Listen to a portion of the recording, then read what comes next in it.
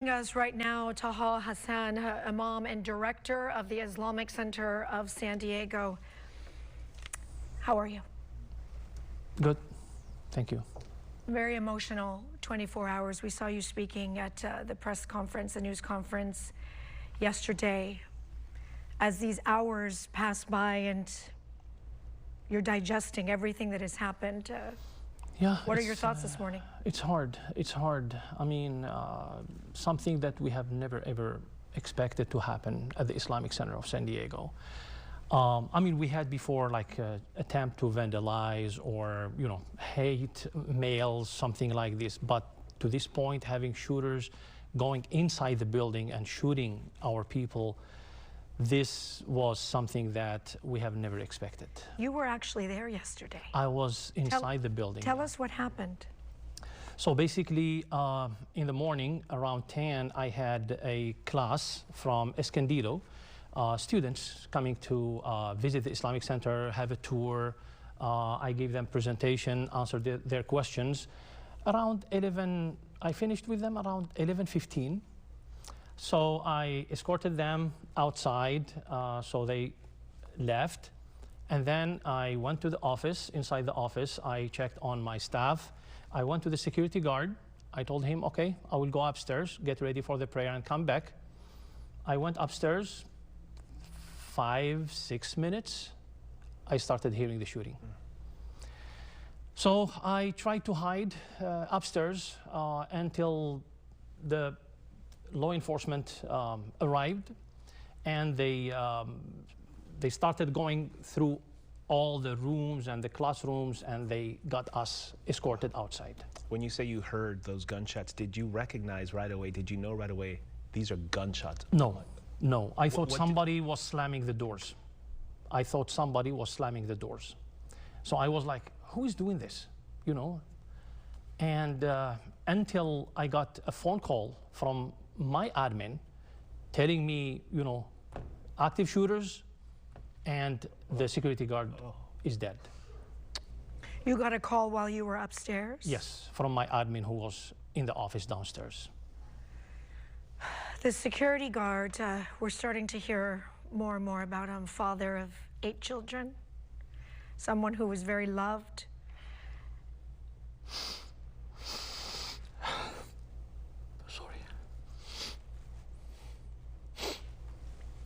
And you had just seen him. Brother Amin is an amazing man. He can't stop smiling to everyone.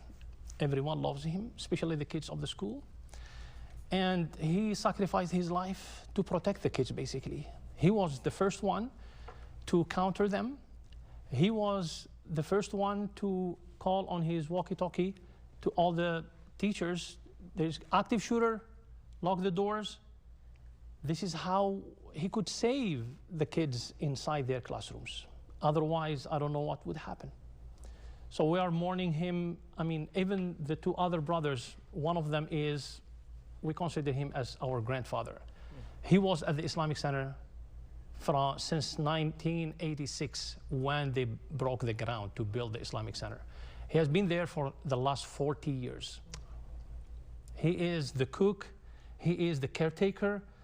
Whenever I need anything, for the last 22 years I've been at the Islamic Center as the Imam and the Director, I couldn't do anything without him.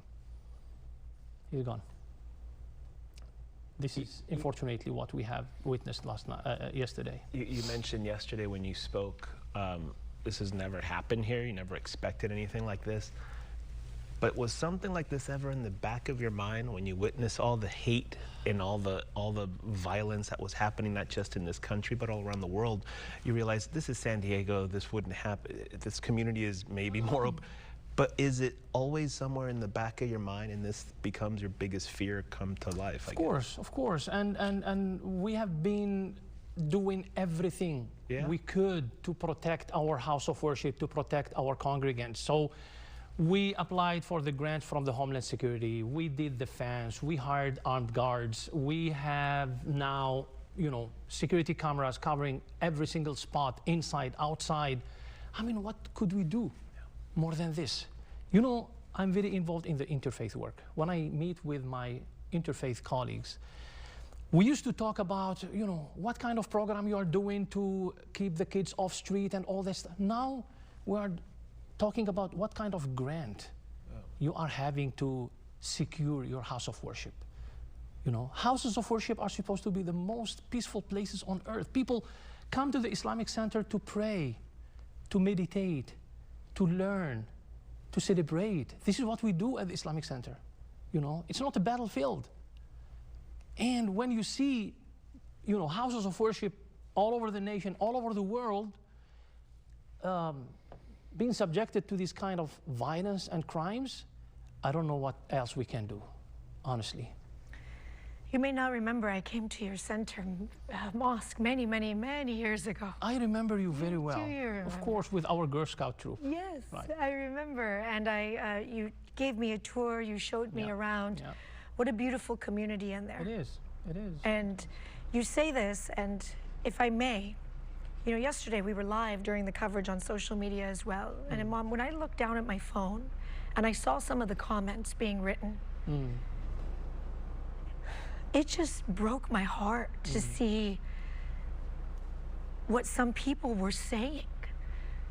And you talk about the interfaith work, which you've done in San Diego for many years. We talked about it over a decade ago when I came to meet you, that how you work with other religions in San Diego to bridge and to bring people together.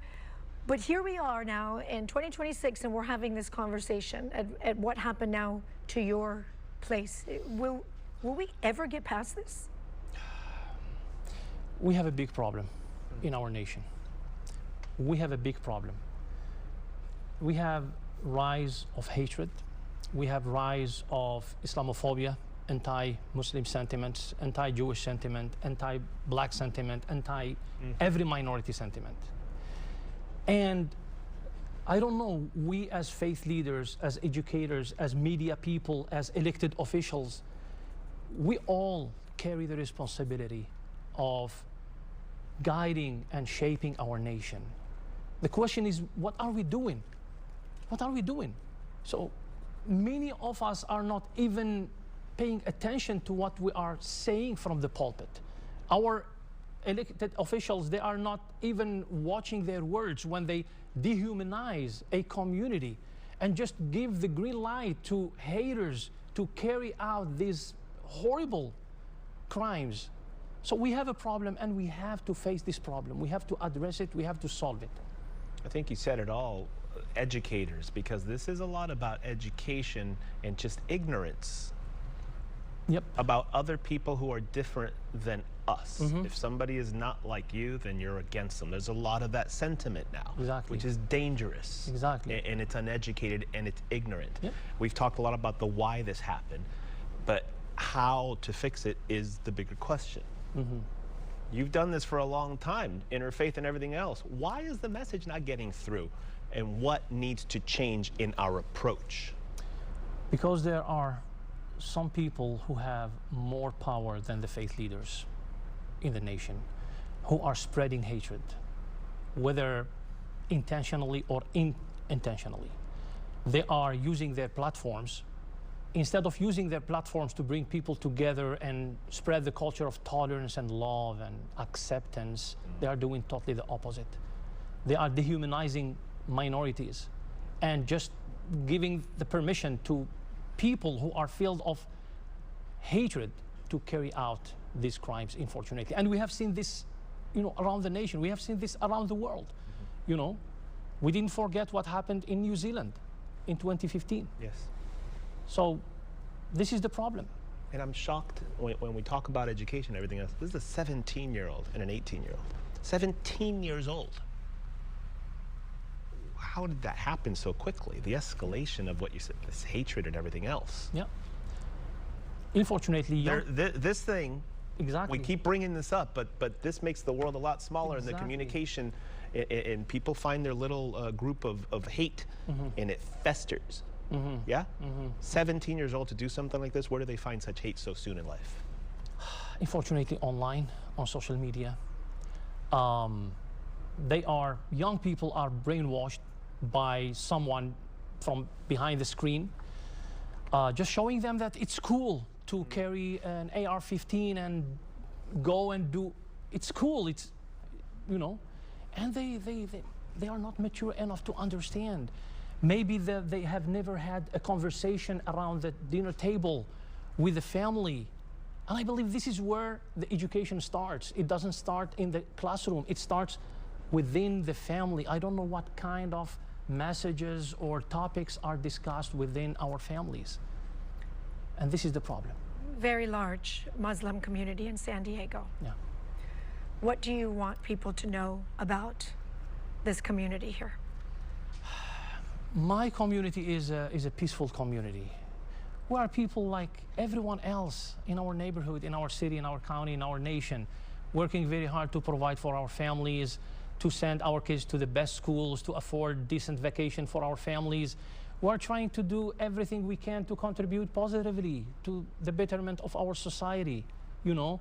And often when we break bread and we share a cup of tea or coffee with our neighbors and we start the conversation, at the end of the conversation we realize that, hey, I mean, just because you pray the way I don't, or you like the food I don't, or you speak an extra language than me, it doesn't make you like a threat to my lifestyle. Yeah. And this is what is needed, just to connect, to start the conversation, to talk, to knock the doors on one another and invite one another. This is what it takes. And my community has been doing a lot. You know, we tried always our best to make our city, to make our county, you know, the best.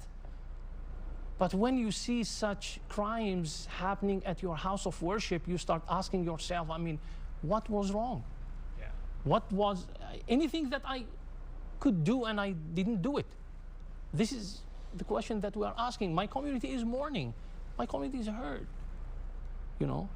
And we're trying our best as leaders serving the Muslim community to bring the healing and to my community members.